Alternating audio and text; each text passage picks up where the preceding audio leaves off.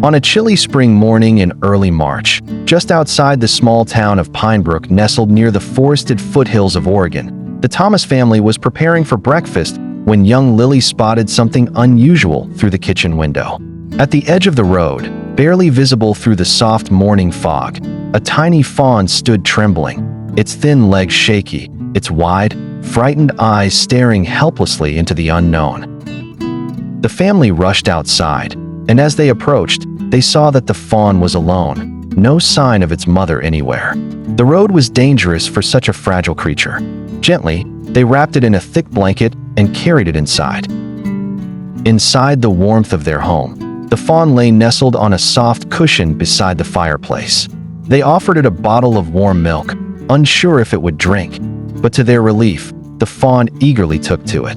The milk, and perhaps the gentle voices around, seemed to calm its quivering heart. In the days that followed, the fawn began to trust the family.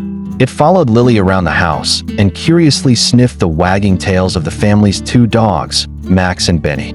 Soon, the three were inseparable. The backyard, once just a place for the dogs to roam, turned into a playful meadow of laughter and joy. The fawn learned to run and leap, its tiny hooves tapping rhythmically on the wooden deck, but nature has its call. 2 weeks after the fawn's arrival, something stirred beyond the tree-line behind their home. Late one afternoon, as the sun dipped below the hills, casting golden light across the field, the family noticed a large doe cautiously approaching from the forest edge. The fawn, alert and hesitant, watched closely.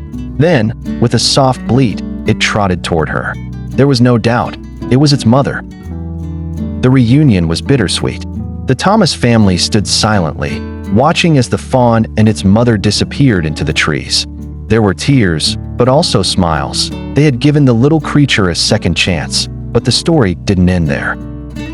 Just a week later, as the family sat on their porch sipping tea, a familiar figure appeared at the edge of the yard.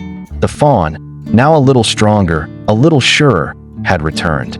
It nuzzled Lily's hand, tail flicking happily.